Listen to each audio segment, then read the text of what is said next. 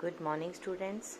Today I am going to continue my lecture for plus 2 arts political science, and the name of the chapter is Challenges to and Restoration of the Congress System. Now let us start with the topic Challenge of Political Successions. Prime minister Pandit Jawaharlal Nehru जब उनकी death हो गई मई 1964, वो 1 year से unwell थे. This had generated a lot of speculation about the usual question of succession after Nehru. Who? ये question mark था. But जब newly independent country like India, this situation जो है give rise to more serious question. After Nehru what, क्या होगा नेहरू जी के बाद. Second question ये था कि सीरियस डाउट जो हैं बहुत सारे आउटसाइडर से सुनने को आ रहे थे about whether India's democratic experiment जो है नेहरू जी के बाद सरवाइव करेगा. ये भी फेयर थे लोग that so many other newly independent countries, India too would not be able to manage democratic succession. A failure to do so, it was feared, could lead to a political role for the army. There are doubts if the new leadership would be able to handle the multiple crises जो कि इस चीज़ का solution की wait कर रहे थे. 1960 जो था लेबल किया गया उसको डेंजरस डिकेड, व्हेन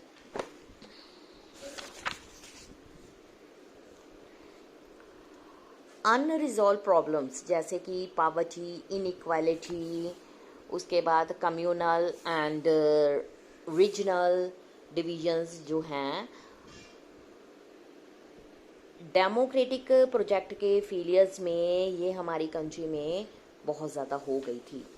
अब नेक्स्ट हमारा टॉपिक है from Nehru to Shastri. The case with which the succession after Nehru took place proved all the critics wrong. सारे क्रिटिक्स को रॉन्ग प्रूव कर दिया गया. जब नेहरू जी की डेथ हुई, के कामराज जो है प्रेसिडेंट ऑफ कांग्रेस पार्टी, उन्होंने पार्टी लीडर्स के साथ कंसल्ट किया. कांग्रेस के जो मेंबर्स थे पार्लियामेंट में उनके साथ डिस्कशन हुई और ये भी पता लगाया कि there was a consensus in favour of Lal Bahadur Shastri. He was unanimously chosen as the leader of Congress Parliamentary Party. और उसके बाद कंट्रीज़ के नेक्स्ट प्राइम मिनिस्टर बनाने के लिए उनका नाम आया. जो शास्त्री जी थे एक नॉन कंट्रोवर्शियल लीडर थे. वो उत्तर प्रदेश से बिलोंग करते थे, जो कि नेहरू जी की कैबिनेट में मिनिस्टर रह चुके थे बहुत सालों तक. नेहरू जी भी लाल बहादुर शास्त्री जी के लिए पिछले सालों से कई टाइम तक उन पर डिपेंड रहे हैं. जो लाल बहादुर शास्त्री जी थे वो अपनी सिंप्लिसिटी के लिए जाने जाते थे और कमिटमेंट टू प्रिंसिपल्स पक्के थे वो. अर्लियर अगर हम बात करें, उन्होंने पोजीशन ऑफ रेलवे मिनिस्टर से अपना रिज़ाइन दे दिया क्योंकि शायद वो एक अपनी ये मोरल उन्होंने एक्सेप्ट किया कि ये उनकी मोरल रिस्पॉन्सिबिलिटी है for a major railway accident जो हैपन हुआ था उनके टाइम. उसमें क्या हुआ कि शास्त्री जी जो वो कंट्री के प्राइम मिनिस्टर बने फ्रॉम 1964 से लेके 1966 तक. शास्त्री जी के जो ब्रीफ प्राइम मिनिस्टरशिप थी, जो कंट्री है उसको 2 मेजर चैलेंजेस को फेस करना पड़ा. इसमें था जब इंडिया उस time recovering from the economic implication of war with China, ठीक है. उसके बाद मॉनसून जो फेल हो चुकी थी, ड्रॉट, सीरियस फूड क्राइसिस, ये हमारे इंडिया के सामने एक बहुत बड़ा चैलेंज था. एज हमने इसको डिस्कस किया प्रीवियस चैप्टर में, हमारा जो पाकिस्तान के साथ एक लड़ाई भी हुई थी 1965 में. शास्त्री जी का जो फेमस स्लोगन था वो था जय जवान जय किसान. Symbolized the country resolve to face both these challenges. जो शास्त्री जी की prime ministership came to an abrupt end on 10th January 1966, जब सडनली वो ताशकंद में एक्सपायर्ड हो गए। उस टाइम यूएसएसआर और करंटली कैपिटल ऑफ उज्बेकिस्तान थी। He was there to discuss and sign the agreement with Muhammad Ayub Khan, president of Pakistan, ताकि जो पाकिस्तान के साथ लड़ाई चल रही है वो ख़त्म कर दी जाए। From Shastri to Indira Gandhi. अब कांग्रेस को बहुत सारे पॉलिटिकल सक्सेशन के लिए चैलेंजेस को फेस करना पड़ रहा था, और ये सेकेंड टाइम था 2 years में। ये वह टाइम था there was a intense competitions between Morarji Desai and Indira Gandhi. जो मोरारजी देसाई थे वो चीफ मिनिस्टर ऑफ बॉम्बे थे, स्टेट थे उस टाइम, जिसको टुडे अब महाराष्ट्र के नाम से जाना जाता है, और गुजरात, और वो मिनिस्टर भी थे सेंटर पे। जो इंदिरा गांधी जी थी, daughter of Jawaharlal Nehru, had been Congress president in past and also been union minister for information in the Shastri's cabinet. This time क्या हुआ, जो सीनियर लीडर्स थे पार्टी में, डिसाइड किया to back Indira Gandhi, but जो डिसीजन था वाज नॉट अनएमिनियस। उसके बाद the contest was resolved through a secret ballot among Congress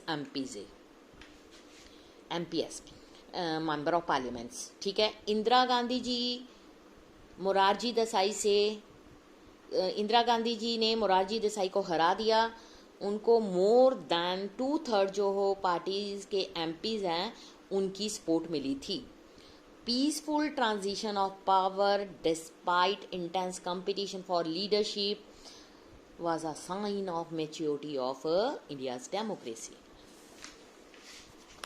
अब अगर हम बात करें इसमें जो न्यू प्राइम मिनिस्टर बनने से पहले जो टाइम था उसने थोड़ा सा और लॉन्ग टाइम लगा दिया, ताकि जितने भी ये रिजॉल्व्स हैं उनको सेटल किया जा सके। Gandhi ji, Indira Gandhi ji had been politically active for very long. उन्होंने मिनिस्टर का काम एज अ मिनिस्टर सर्व किया था under the Lal Bahadur Shastri for a short period. Senior Congress leader जो हैं उन्होंने इंदिरा गांधी जी को सपोर्ट किया और ये बिलीव करते थे कि हर एडमिनिस्ट्रेटिव एंड पॉलिटिकल एक्सपीरियंस जो है would compel her to be dependent on them for support and guidance. फिर क्या हुआ, with in a year of becoming prime minister Indira Gandhi जी ने had to lead the party in a Lok Sabha election. इस time में economic situation जो India में थी had further deteriorated, adding to her problems. उसके बाद faced with these difficulty, she set out to gain control over the party and to demonstrate her leadership skills. उसके बाद 4th general elections हुई 1967 में। ये वो ईयर था 1967 का जिसको लैंडमार्क ईयर के नाम से जाना जाता है इंडिया पॉलिटिकल सिस्टम में। चैप्टर 2 में हमने ये भी स्टडी किया था कि जो कांग्रेस पार्टी है वो dominant political force throughout the country from 1950 onwards. ये मैं एक बार फिर आपको दोबारा समझाऊंगी। Chapter 2 era of one party dominance, इसको दोबारा हम रिवीजन में करेंगे। This trend was to undergo significant changes with the 1967 elections. Context of elections क्या है?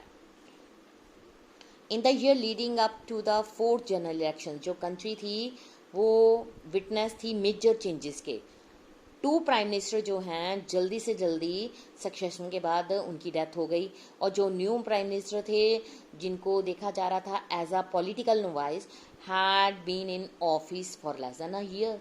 इतना मतलब हमारी कंट्री में पॉलिटिकल सिस्टम डिस्टर्बेंस में जा रहा था। You will recall from the chapter discussion in chapter 3 and in previous section of this chapter period was fraught with grave economic crisis. उसके बाद मॉनसून्स का फेलियर हो चुका था, ड्रॉट फैल चुका था, प्रोडक्शन कम हो गई थी, फूड शॉर्टेज हो चुकी थी, फॉरेन एक्सचेंज रिजर्व की डिप्लीशन हो चुकी थी। उसके बाद इंडस्ट्रियल प्रोडक्शन एंड एक्सपोर्ट जो थे, combined with the sharp rise and military expenditure, diversion of resources from planning, economic development, ये जो प्रॉब्लम्स थी हमारे कंट्री में आ चुकी थी. One of the final decision जो इंदिरा गांधी जी गवर्नमेंट का था was to devaluate the Indian rupee under what was seen to pressure from US. Earlier $1 जो है could be purchased for less than ₹5. After devaluation it cost more than ₹7. Economic situation triggered of price rise. People start protesting against the increase in the price of essential commodity, food scarcity, growing unemployment and overall economic conditions country में बुरी हो गई. बंद, hartals were called frequently across the country. Government ने देखा कि protest जो हैं लॉ एंड ऑर्डर प्रॉब्लम हो गई है, not as expressions of people's problem. उसके बाद further increased public bitterness and reinforced popular unrest. Communist socialist party उन्होंने स्ट्रगल स्टार्ट कर दी ग्रेटर इक्वालिटी के लिए. हम इसको अगले चैप्टर में करेंगे. How group of communist who separated from the communist party of India Marxist from the communist party of Indian Marxist Leninist. Next है नॉन कांग्रेसिज्म. ये वो सिचुएशन थी जिसमें हमारी कंट्री में बहुत दूसरी पार्टीज बननी शुरू हो गई. ऑपोजिशन पार्टीज जो हैं forefront of organising public protest, pressurising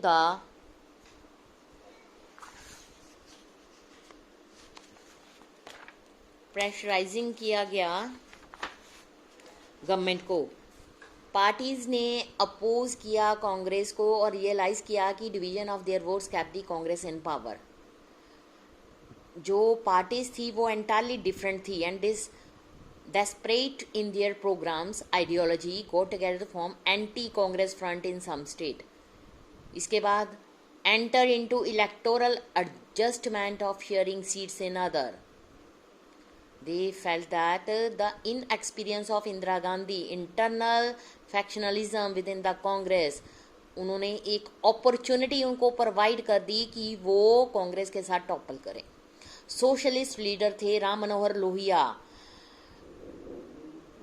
ये जो स्ट्रेटजी थी नेम ऑफ नॉन कांग्रेसिज्म, उन्होंने थ्रेटिकल आर्ग्यूमेंट अपने डिफेंस के लिए दिया. Congress rule was undemocratic and oppose to the interest of ordinary people जो थे coming together of non Congress party. और ये एक डेमोक्रेटिक कंट्री के लिए बहुत ही ज़रूरी था.